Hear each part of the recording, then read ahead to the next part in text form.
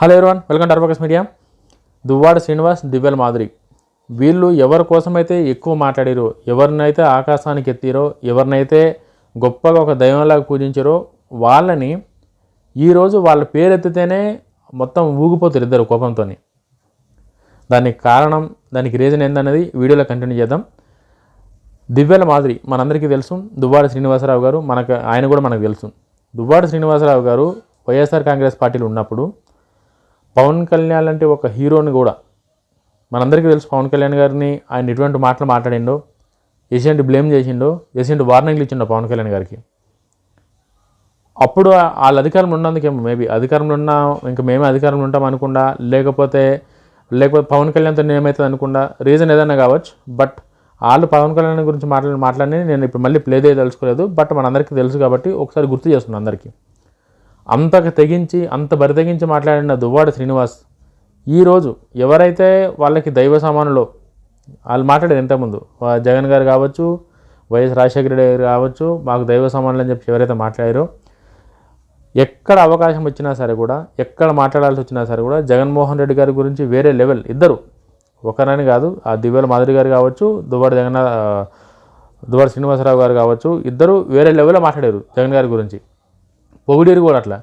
ఎప్పుడైతే పార్టీ క్రమశిక్షణ పేరు మీద వీళ్ళని పార్టీ నుంచి బయటికి పంపించేసిరో ఆ రోజు నుంచి వీళ్ళ బిహేవియర్ కావచ్చు, వీళ్ళ ఆలోచన కావచ్చు, జగన్మోహన్ రెడ్డి గారి మీద ఏదైతే నమ్మకం పెట్టుకున్నారో ఆ నమ్మకం కావచ్చు అన్నీ గంగలో కలిసిపోయినాయి. ఎస్, ఖచ్చితంగా.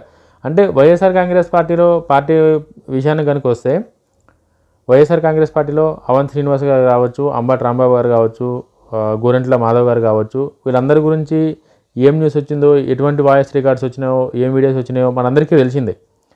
వీళ్ళెవ్వరి మీద కూడా తీసుకోలేని యాక్షను దువ్వాడ శ్రీనివాసరావు గారి మీద తీసుకోరంటే అది కావాలని చేసిందే అన్నది క్లియర్గా కూడా కనిపిస్తుంది అక్కడ. అట్లా యాక్షన్ తీసుకునేది ఆయన ఏం దొంగతనం కూడా ఏం చేయలేడు. దువ్వాడ శ్రీనివాసరావు గారు ఆ దొంగతనం కూడా ఏం చేయలేదు. ఆయనకి నిజంగా వాళ్ళ ఫ్యామిలీ, వాళ్ళ వైఫ్కి, వాళ్ళకి ఏమైందో వాళ్ళ ఫ్యామిలీ పరంగా వాళ్ళు క్లారిటీగానే ఉన్నారు. వాళ్ళ వైఫ్కి అన్యాయం చేయడం అనేది తప్పే. But at the same time వీళ్ళిద్దరు కలిసి ఉన్నారు కాబట్టి వాళ్ళిద్దరు ఇష్టపడిన తర్వాత మనం ఎక్కువ మాట్లాడిన కూడా ఏం లేదు. దాని గురించి వేరే టాపిక్లో వేరే విధంగా మాట్లాడదాం. బట్ ఈ విషయానికి వచ్చేసరికి రీసెంట్గా వాళ్ళు ఒక టీవీ న్యూస్లో ఇంటర్వ్యూ ఇచ్చుకుంటా, ఇంటర్వ్యూలో యాంకర్ ఒక క్వశ్చన్ అడిగిరాలని. నిజంగా అంటే వైఎస్ఆర్ కాంగ్రెస్ పార్టీ దువ్వాడ శ్రీనివాసరావు గారికి అన్యాయం చేసిందన్నది అయితే మాత్రం వాస్తవమే. ఎందుకు అని చెప్పంటే, ఒకవేళ అట్లా క్రమశిక్షణ పరంగానో లేకపోతే పార్టీ పేరు పరంగానో యాక్షన్ తీసుకోవాల్సి వస్తే ఫస్ట్ అంబటి రాంబాబు గారి మీద తీసుకోవాలి, గోరంట్ల మాధవ్ గారి మీద తీసుకోవాలి, లేకపోతే అవంతి శ్రీనివాసరావు గారి మీద. అప్పుడు చాలా వాయిస్ రికార్డ్స్ అన్నీ ఉన్నాయి మన దగ్గర. ఇప్పుడు కొట్టినా సరే కూడా అవన్నీ బయటకు వస్తాయి కాబట్టి దాని గురించి డిస్కషన్ లేదు. బట్ వాళ్ళందరి మీద తీసుకోకుండా ఈయన మీద తీసుకురంటే మరి దేనికి తీసుకురో, మరి ఆ క్రమశిక్షణ చర్యలేందో ఆ పార్టీకి తెలవాలి, దువ్వాడ శ్రీనివాసరావు గారికే తెలవాలి. దువ్వాడ శ్రీనివాసరావు గారు మొన్న ఒక న్యూస్ ఛానల్లో ఇంటర్వ్యూ ఇచ్చుకుంటా, జగన్మోహన్ రెడ్డి గారి పేరు మేము ఎందుకు పెట్టుకుంటాము, యాంకర్ ఒక క్వశ్చన్ అడిగిండు, మీకు ఒక కొడుకు పుడితే మీరు జగన్మోహన్ రెడ్డి గారి పేరు పెట్టుకుంటారా అని చెప్పి లాస్ట్ టైం అన్నారు కదా అని చెప్పేసి అంటే, ఇమ్మీడియట్లీగా దివ్యల మాధురి గారు కావచ్చు, దువ్వాడ శ్రీనివాస వాళ్ళు రియాక్ట్ అయ్యే విధానం ఎట్లుందంటే, చాలా అట్లా మాట్లాడుతారా నువ్వు అన్నట్టు కాడికి చాలా సీరియస్గా రియాక్ట్ అయ్యారు. మేమేమైనా అనామకులమా, మాకేమైనా ఊరు పేరు లేదా, జగన్మోహన్ రెడ్డి గారు పేరు పెట్టుకోవడం ఏంది మేము అని చెప్పి వాళ్ళు ఏదైతే ఆన్సర్ చెప్పారో, నిజంగా అంటే పార్టీలు ఉన్నప్పుడు అంటే నాకు దీన్ని బట్టి అర్థమైంది ఏంటంటే, వీళ్ళకి విలువిస్తే వీళ్ళు విలువిస్తారు, వీళ్ళకి విలువ ఇవ్వకపోతే వీళ్ళు విలువారు. అది ఎవరైనా సరే జనరల్గా మనం కూడా చేసేది అదే.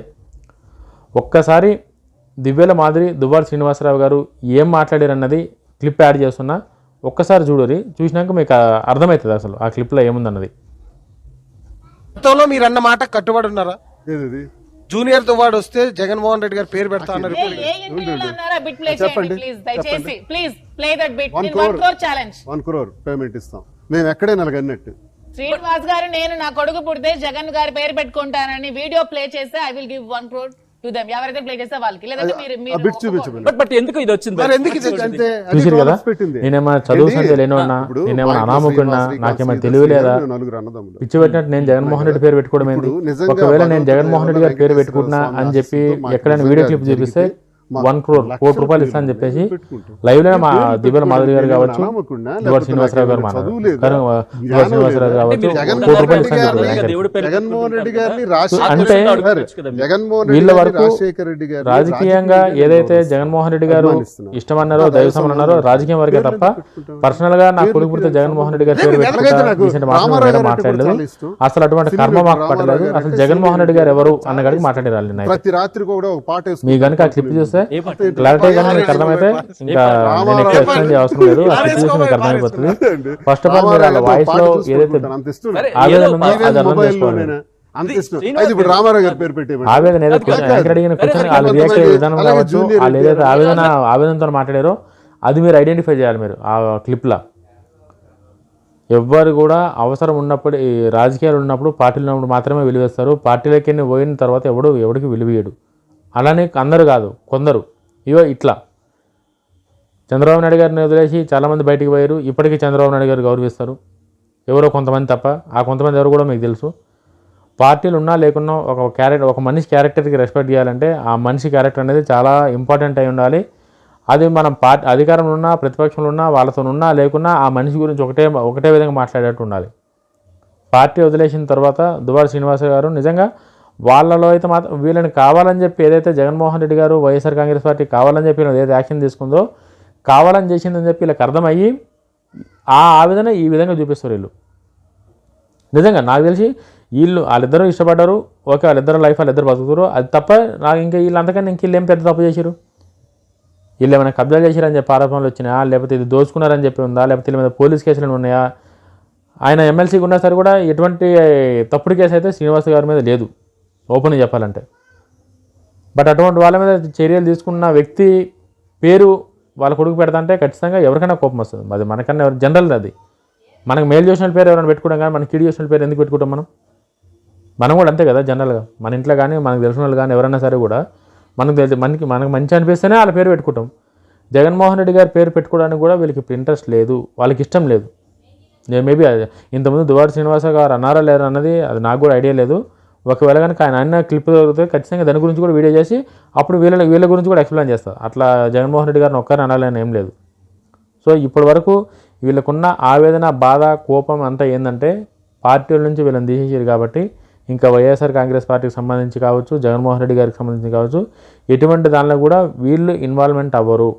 వీళ్ళు వాళ్ళ క్లారిటీగా ఉన్నారు. ఇంకా వాళ్ళ నెక్స్ట్ వాళ్ళ రాజకీయ భవిష్యత్తు ఏందనేది ఇంకా వాళ్ళు ఏం చెప్పలేదు కాబట్టి జగన్మోహన్ రెడ్డి గారి పేరు ఎత్తితే మాత్రం మొత్తం ఇట్లా చెలరేగిపోతారు, ఊగిపోతారు ఆవేశంతో. ఇట్లా అట్లా మీరు జగన్ వారి పేరు తీస్తారు.